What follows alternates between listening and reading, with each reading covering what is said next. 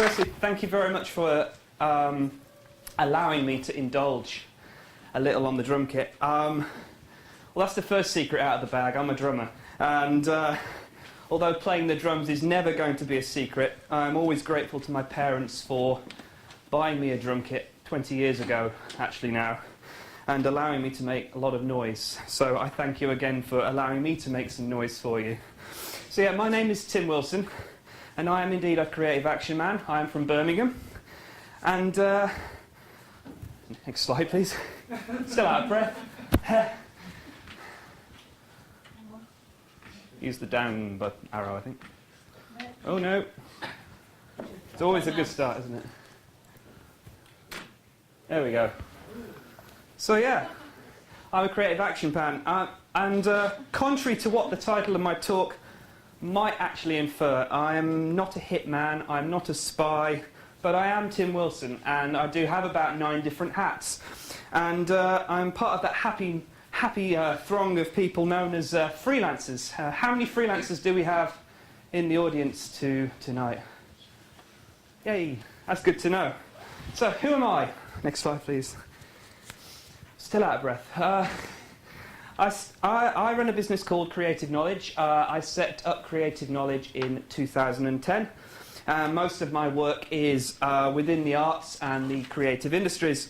And basic purpose of my business is I work with businesses and I work with businesses and organisations in the arts and the creative industries, basically to unleash their creativity and to help them be more successful. Next slide, please.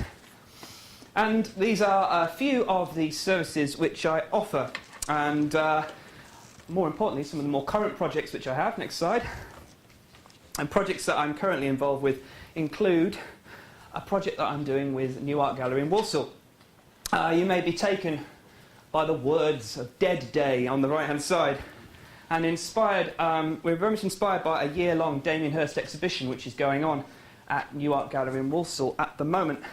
And I've worked with the gallery to set up a new group run by young people, for young people, and it's called A Colourful Crowd. In fact, the young people came up with a name, A Colourful Crowd, inspired, as you can see from the skulls, inspired by Damien Hirst.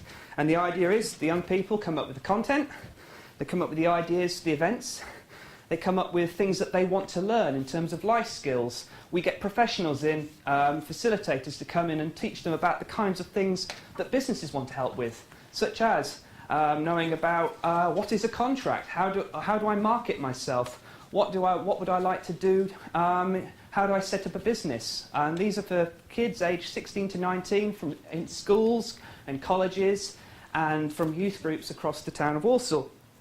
And Dead Day on the 23rd of February is an example of the kind of things that the young people want to do. They want to do a day dedicated to all things about death. So we thought, why not? Let's do a day dedicated to death. And my job basically is to spread the word, keep the communications up, and ensure that everything is done legally and morally.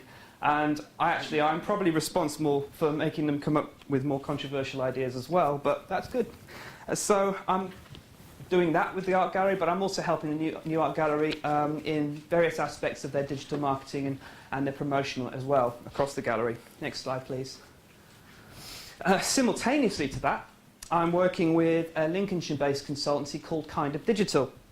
And we're running projects as part of a broad programme called On Lincolnshire. And this is a European-funded programme, and it's all based around getting super fast broadband into some of the most rural parts of the country. And what we do is work with businesses to get them attuned to why digital is important for their business and to talk about the benefits that it can bring. We're running a programme of digital business support, and that consists of workshops, seminars, one-to-one support, helping them with their website and social media presence, doing co-working events. And ultimately, the aim of this is to get them attuned so that when superfast broadband hits Lincolnshire, they're ready to make the most of it. And we're also developing in Lincolnshire a series of hubs in some of the more rural towns. And the idea is we're going to install technologies in these towns to encourage businesses to make use of businesses. So, for example, we're going to install 3D printers and 3D scanners so that businesses can share and use those facilities. Next slide, please. Here's something else that I've been involved in. Coffee Birmingham was something I set up in 2012, and I did it out of my love for coffee, and I'll be talking more about that, and my love for independent coffee shops. It was not something I set up for profit. Coffee Birmingham was all about promoting all that's great about independent coffee shops and independence in Birmingham per se. So on July the 4th last year, I launched Coffee Birmingham through inviting independents to support the Declaration of Independence. Loosely speaking, a manifesto, but not political, to shout out about all the things that are great about indies in Birmingham. And I got independent shops to put the posters up in their windows across the city. And over the following few months, I built momentum up to something called Coffee Birmingham Day on the 29th of September. And on that Saturday, I got a team of volunteers in, and we went across the city and we invited people who ordinarily wouldn't go into independents, or probably don't even know they're there, to try independent coffee shops and to understand why many people think they're great. Next slide, please. And so, building on the back of Coffee Birmingham, I'm about to start something new called Indie Love. And Indie Love supports independent businesses across the UK. And the idea is we're going to help independent businesses to showcase, to build, and going to help them to grow their business. And what we try and do, and our mantra is flying the flag for Indie Love. And I'm going to support businesses through offering the kinds of things that independent businesses would need to grow and thrive, such as business and marketing support, digital support, social media, running workshops, facilitating, those kind of things. And where it differs from something like creative knowledge is that we're looking at independent businesses across all sectors and not just the creative industries. Next slide, please. The fun doesn't end there, though. And as the intro demonstrated, I don't just stop having fun when I'm working with other businesses. I started learning drums at the age of 14, and I'm still learning to play the drums even now. And I play in bands. I play a lot of different types of music. You've probably noticed that there's quite a little kind of hard, heavy metal thing going on in my playing. So I do play a lot of metal music. I play jazz, I play prog music. I'm big into all the kind of crazy, kind of progressive rock, kind of Zappa type things, if you know what I'm talking about. I've done dep work, I've worked in covers bands, and sometimes I've got paid to do it, which is not as much as I would like. Next slide, please. Yes, I forgot about that slide. Actually, I haven't forgotten. As well as loving coffee, independent businesses, working in the creative industries, the arts, being generally geeky and drumming, I also love food. And I work for a company called Mike's Homemade, who are a little independent company based in Staffordshire who make jams, chutneys, pickles, mustards, honeys, curds, you name it. They make all those kinds of things. And on quite a lot of weekends, I get to go to independent shops, farm shops, places in the countryside, and market and promote Mike's products.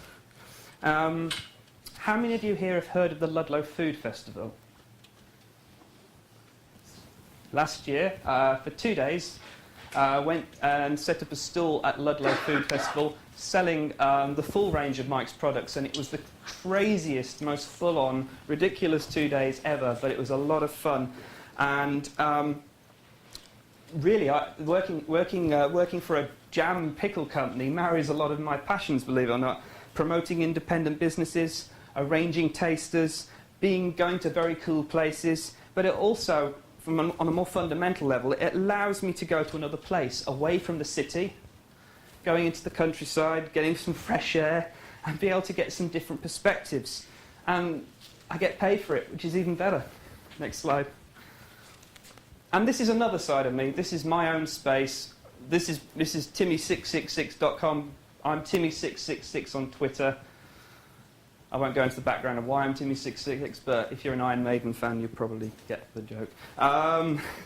So this is my personal blog. I use this as my kind of repository for all things that are not business. So I get to write film reviews, talk about music, lots of irrelevant things, and promote other things as well. So what I've tried to initially explain very as quickly as I can is there are a lot of different faces to who I am. but it's still very much me, and that's why I call myself a creative action man. Have a quick swig of water. Next slide.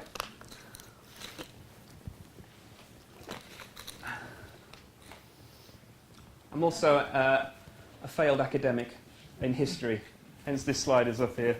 I gave up studying a PhD at the University of Warwick in 2004, realising I didn't want to be an academic. So I really loved history, and I really loved studying it, but I only saw one direction, which was to finish the PhD and become a history academic. I didn't want to do that after a year of studying a PhD, and I still miss history immensely, hence that slide is here.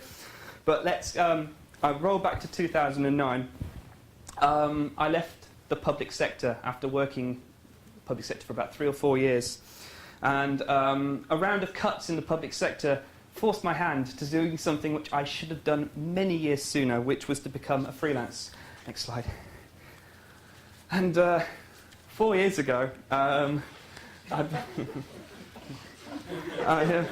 became a freelancer, and it was the best move I could ever do. I was in a new world of opportunity, but I found home working to be very distracting. And it really didn't do it for me, oh dear. So I really needed an alternative to being a home worker. Next slide. And added to that, the idea of working in an office again was equally unappealing, having worked in some of the most stale and uncreative office environments ever. And apologies if any of your offices are like that too. Like every other freelancer, when I started out 4 years ago, I didn't have a great deal of money. And so I craved for a genuine alternative to an office, which gave me both flexibility and gave me movement. And I wanted a place to meet new people and to feel a sense of creative buzz and atmosphere. Next slide, please. So yeah, my name is Tim Wilson, and I'm a caffeine addict. It's fair to say that coffee has changed my life. I'm very attached to the stuff, really. The bean, the cup, the smell, the grind, the toys, the machines, you name it. I'm pretty much into all of it. Next slide, please. And coffee is an elixir for me. In fact, here's me enjoying afternoon tea at an independent hotel in Birmingham. And yes, that is coffee, not tea. Next. And to quote Star Trek Voyager, oh, here you go, there's a geek reference for you. To quote Star Trek Voyager, coffee is the finest organic suspension ever devised. For me, caffeine isn't a drug, it's a vitamin. David Letterman, the man who always has a cup of coffee in his shows, has been quoted saying that he drinks way too much caffeine. He goes on to say, if it weren't for the coffee, he'd have no identifiable personality whatsoever. Next slide, please. And many people still argue that coffee is bad for your health. Naturally, if you rock a cafetiere or 6 every day, you'll be like the dog on the right-hand side, and you're not doing yourself any favours. Yet rest assured, when coffee is consumed with due moderation and joy, and not excess, I believe it can be beneficial for your health. And next slide, please. Hence, I'm jumping up and down and rocking. Drunk too much coffee.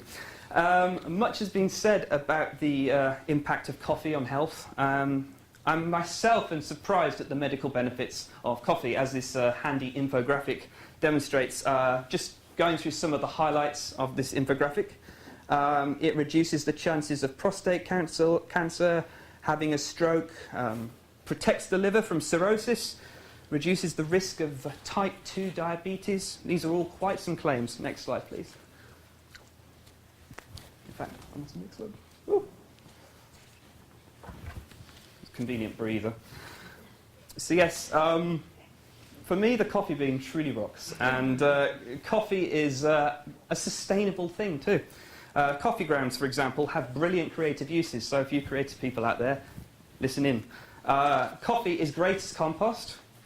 Coffee is also great as an insect repellent, so if you have an ant infestation, you can sprinkle old grounds around the places you don't want ants to appear. I heard before we came here that you've had a moth infestation at the university too, so you can use coffee grounds for that. That's me, you didn't know that. Oh, I don't know. Coffee can be used as a furniture scratch cover-up. And by steeping grounds in hot water, you can make brown dye for fabric and paper. There are loads more I can go on, but next slide. Thank you. And as most of you live and work in London, the independent coffee scene is huge in London. And these are 3 things that I use to find my independent coffee shops. There is the London Coffee app, which is available for Android and on the App Store. There is the Vespertine brilliant independent coffee book, and if you buy that and go into a shop that is in that book, you get money off every time you go in. It's worth doing. And there's the Allegra London Coffee Bag for 2012. I forgot to bring them both. I would have waved them up with glee and enthusiasm.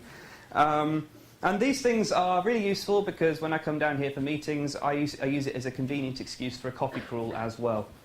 Next slide, please. So, going back to where I was about not wanting to work in an office, I didn't see the appeal of moving into a drab and dreary desk in the same office every day. And for the price of a few coffees every day, I now have the ability to work where I want. Every day my workspace changes, my table changes. All the time. I don't sit in the same place at the same time. And it's changed my perspective on how to work both flexibly and simply. My simple advice is give it a go if you haven't already done so. Find a time to go out of the office and go and work in a coffee shop. It may not be for you, but I love it. I want to explain why. Next slide, please. There's an American site called The Coffees. And their mantra is, I'm not going to do an American accent, their mantra is, they call it going for coffee, we call it going to work. I don't have an office, but my needs are really simple. A good table with a laptop, free Wi-Fi, a cup of coffee, and a pair of good headphones in which to feed the soundtrack to my life. Next. Stop. And silence is really uncomfortable for me. I am that guy in the corner who always fills silence with the noise. He's probably drumming on tapping tables and whatnot. Another benefit of coffee shops is that there is always stuff happening in them far beyond just the serving of coffee. And if you don't like the music or the atmosphere of a coffee shop, then you can always bring your own headphones, as I do, and you can listen to your own music. And surely that's a good thing. Next slide, please. In fact, here is I will be posting these slides up on SlideShare this evening. Here's a good list of things to check off your list when using a coffee shop as a place to work. I won't recite them all, but there is a good list of reasons to work in a coffee shop. Next. I'm getting a little more serious. I believe that what's happening is that coffee shops have become effectively a place of exchange. There was a Demos report about 4 years ago now, which talked about the different types of public space that exist. And in fact, there are 8 types of public space. And I think the coffee shop is one of them. It's what the Demos report referred to as an exchange space, a place where people exchange ideas, a place where people exchange information, a place where people exchange goods. Don't ask me to recite the other 7, I can't remember. Consultant I work for, his name's Dr. Tom Fleming, he often talks about those places where interactions take place. And I think the coffee shop has become one of those places. Next slide, please. How many of you have heard of the idea of a third place or a third space? Excellent. So you understand the idea that there are 3 places. The first place is the home. The second place is I'm just slipping over the rug here. The second place is the office, or the place where you work. And the third place is what Ray Oldenburg calls the anchors of community life. The places where people come, the places where people come to interact and to talk. It's the other place. And the coffee shop falls into the many traits of what Ray Oldenburg calls the third place. They're free to go into. They're relatively inexpensive, barring the cost of paying for coffee or food. And food and drink is a very important part of the third place. They're highly accessible. There are regular people who congregate there, like myself. They're welcoming and comfortable. And both new and old friends can be found there. And it's interesting that a lot of what I do occupies the third place, but what's more interesting is that I would say that my second and my third places are kind of interlinked, given that I do my work in coffee shops as well. Next space, please. Next slide, please. Some of you, though, may argue that coffee shop culture is nothing new, and you'd be absolutely right. 17th century coffee shop culture was an essential part of the bourgeoisie. It was an essential part of Enlightenment, and according to the legendary German sociologist Jürgen Habermas, coffee was part of the public realm, and the coffee shop was a space where men could escape from their roles as subjects and gain autonomy in the exercise and exchange of their own opinions and ideas. Coffee shops became places for discourse, for debate, for discussion, and probably more controversial things as well. Next slide. And many women didn't approve of this in the 17th century, and indeed this treatise, the Women's Petition Against Coffee, representing to public consideration the grand inconveniences accruing to their sex from the excessive use of their drying, enfeebling liquor, rolls off the tongue. The last paragraph of this treaty decreed that henceforth the drinking of coffee may on severe penalties be forbidden to all persons under the age of threescore being 60 years old. So if you were under the age of 60, they did not approve of you drinking coffee. And reading through the treaties, it's amazing how much they say that they're losing their men to the coffee shops was taking away their abilities to perform in the bedroom. If you read it, that's a lot of what's talked about. So there you go. Next slide. One of the key things about being a freelancer, or indeed a small business, is, for me, not how to network, but how to build your networks. And one of the things I've learned over the last 4 years is the importance of surrounding yourself with people who you can trust and rely on. And these become your friends, they become your support network, they become your work buddies. And for me, having these networks, it's where great ideas can be forged, and at the heart of this is collaboration. Collaboration lies at the heart of freelancing. And it's always important to remember, and it's something I've learnt, and learnt once the hard way, you can't do it all. And it's good that you can good to know that you can rely on people who can come in and help offer services when you know you can't do it all. Next slide, please. How many of you have read this book?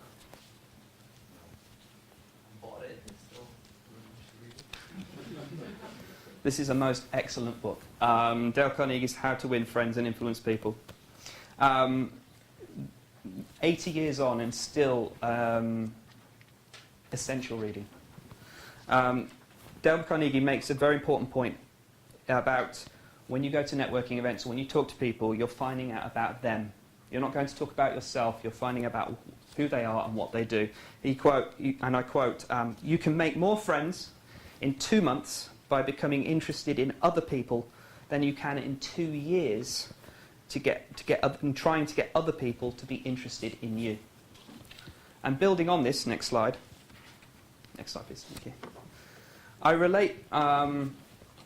relate working in a coffee shop to Charles Ledbetter's idea of what he calls the art of working with, the art of co.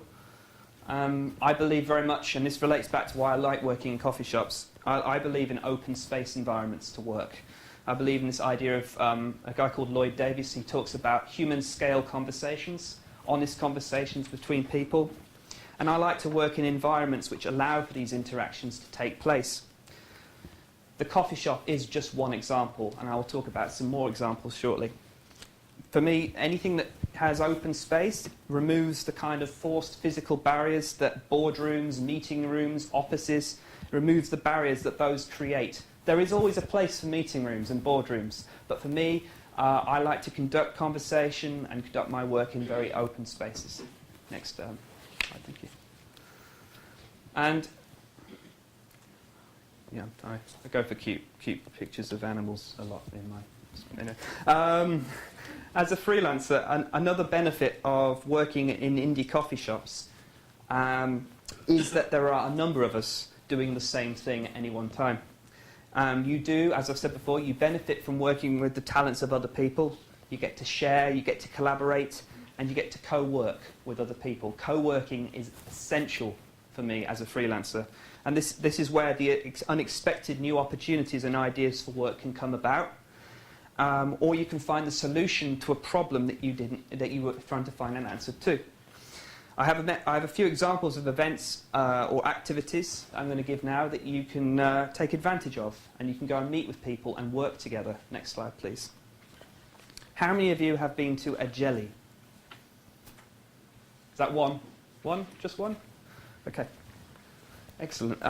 Jelly is an event is for solo workers to come together to work and chat. My girlfriend attended a few jellies when she lived in New York City a few years ago, and they held these jellies in people's apartments. And I think there was one jelly which took place in a shoe sales room overlooking Central Park. Jelly has over the last few years become something of a global co-working phenomenon. The idea is you turn up at a venue, you bring your laptop, you can bring your knitting if you want, or you bring something else if you want to. You grab a coffee and you get to work in a lovely, friendly atmosphere with like-minded people. Next slide, please. I myself run 2 jellies in Lincolnshire as part of my work there. I run a jelly in Skegness, of all places, and I run a jelly in Lincoln as well. And it's very much built on the principles of working with like-minded people. My girlfriend runs the jelly in Birmingham, and in fact, Birmingham's jelly celebrates its 2nd anniversary this Friday, and there actually will be jelly at the event. Next slide. Next slide. These are two examples of jellies in London. There's a jelly at the Brew, which I think the next one is on the 16th of February. And Kindred HQ, who are a community of freelancers and free agents. They operate a jelly which takes place, I think, nearly every Wednesday, or every other Wednesday. And there's 2 examples of jellies in London, and I urge you guys to go and work and co-work at one of these jellies. Next slide. Another example of a co-working event or working together is an event called Like Mind. How many of you have been to a Like Mind? A couple. Excellent. Like Mind is effectively it's a social coffee morning event for like-minded people, and quite often some of them tend to be meetups for creative people. The one in Birmingham, which I co-run, tends to be quite full of creatives, but this will vary from city to city. And again, it's another global network of meeting events, of meeting up events. What makes this event particularly cool is that it has strict rules. It's on the 3rd Friday of every month, wherever it is, all over the world, between the hours of 8 and 10. Next slide, please. And the one in London meets at the brilliant Taps Impact. Who's been to Taps Impact on Tottenham Court Road?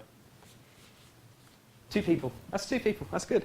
And like every like mind in the world, it meets every 3rd Friday of the month between the hours of 8 and 10.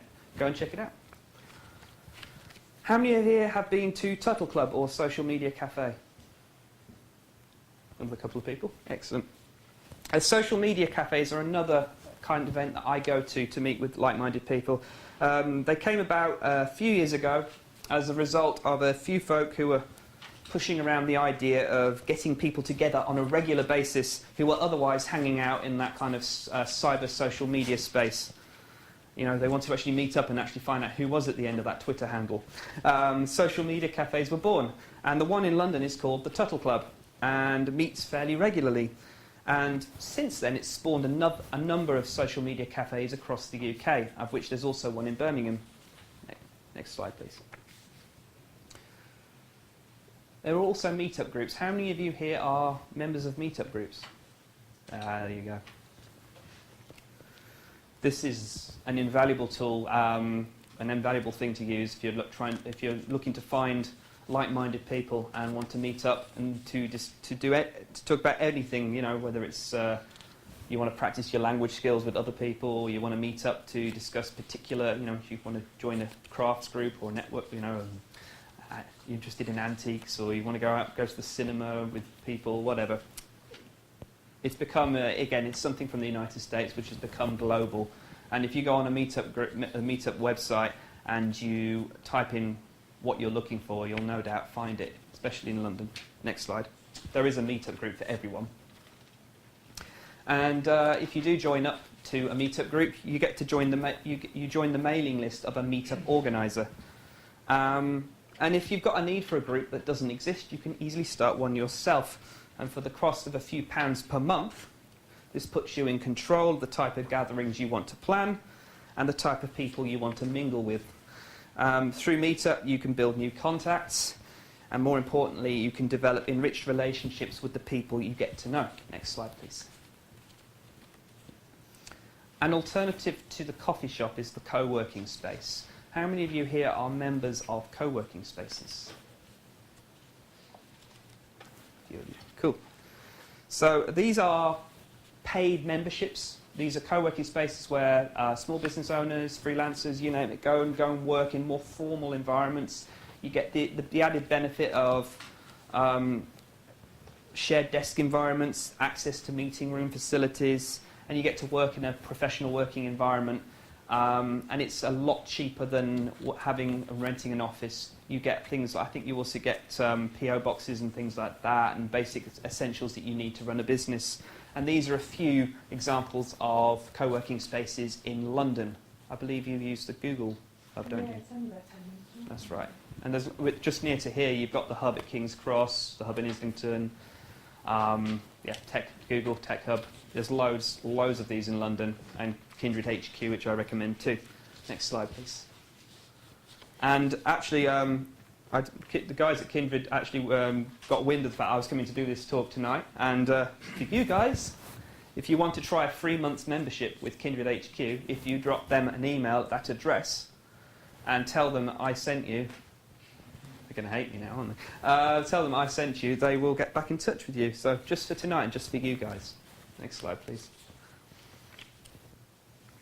Some of you may be asking, if I don't have an office, how do I carry my files around with me? What do I do? Digital allows me to work this way. It's how my world operates. Everything is in the cloud, and it's what I use. Everything is synced to every device.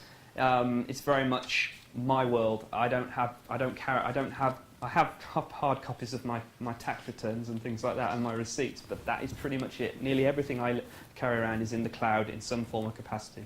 Next slide, please. And social media is pretty much where I get my gigs.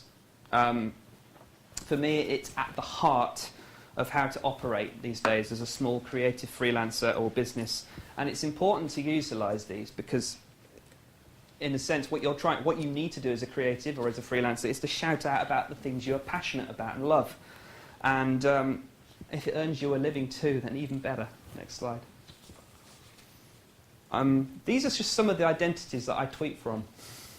Some of these Twitter feeds are I'm paid to do. I'm paid to do the work for them. But you can never underestimate the power of a good tweet when it comes to promoting you. And whether it's you've got a new product, you've got a blog piece, you've got an exhibition launch, you've got a new range of products, the power of a good tweet is huge, and how to utilise that. And that a lot of what I do is through Twitter. Next slide, please. And the key thing in being a creative person is keeping on top of that. If you've got like 9 different Twitter handles you've got to manage every day, and you've got to find a software that effectively puts a skin over your social media presence and makes it more manageable. And that's scheduling tweets, analysing success, getting on top of all of that. And also I forgot to mention Facebook and Google Plus and all the other things. Managing all of that requires a good Twitter social media client, and I'm not doing an advert for Hootsuite, but Hootsuite is what I use to manage my time. And if you guys use just regular Twitter and regular Facebook, have a look at things like TweetDeck and Hootsuite. understand and get used to understand how they work and understand the benefits that they can bring in terms of managing multiple accounts and multiple identities of who you are. Next slide, please. Finally, you can collaborate online. These are just a couple of hashtags that or a couple of online business communities that I get involved in every day. And the hashtags Water Cooler Moment and Tech Tuesday, they meet. Water Cooler meets every day apart from Tuesday at the hour between 11 o'clock and midday. And Tech Tuesday meets at the same time. And these are online business communities where you come, like a water cooler moment in an office where you want to step away from your work and you want to talk to other people. If you type in water cooler moment into your search facility on Twitter at 11 o'clock, you'll realise there's a whole bunch of people chatting. And I'll be there tomorrow morning at 11 o'clock. So I hope to see some of you there as well. Next slide. And it is worth stressing. This is a phrase that I think describes the power of social media. The idea that you're using social media, i.e. to use the internet to get people off the internet. Social media can win you work, and it has for me too. Next slide, please. So whether online or offline, making an impression is very important. So consider who you are and what things to say about yourself. I try to be interesting with my job titles and how to describe myself. There's a contrary view to that as well. And there's a great guy who you should follow on Twitter, and his name is Mark Shaw, all one word. And Mark was very much at the forefront of Twitter when it started quite a few years ago. And he tweeted last week, when you meet people in the real world and ask what they do, they don't reply ninja, guru, warrior, samurai, etc. But this is what people do say. And if you work in the digital realm, as increasingly I do, the Silicon Valley mentality of calling yourself a ninja, a guru, or whatever, I think it's about being genuine to who you are. So when I call myself a creative action man, it's because that's what I am. I do have a lot of different hats, and I think it's catchy and people pay attention. So reflect who you are through your work, but also reflect who you are for your personality. As a creative, there's nothing wrong with showcasing your personality. If you're an artist or you're a designer maker, you're promoting you. You're promoting your brand and what you make, for example. So it all adds up to who you are. So always bear that in mind when you're thinking about what your identity is going to be if you're going to set up a small business or be a freelancer. Next slide. So on that, I'm going to stop. And I think we all deserve, I think we all deserve a coffee after listening to that. Or maybe something stronger. So thank you very much for your time, and I welcome any questions or discussion points. Thank you.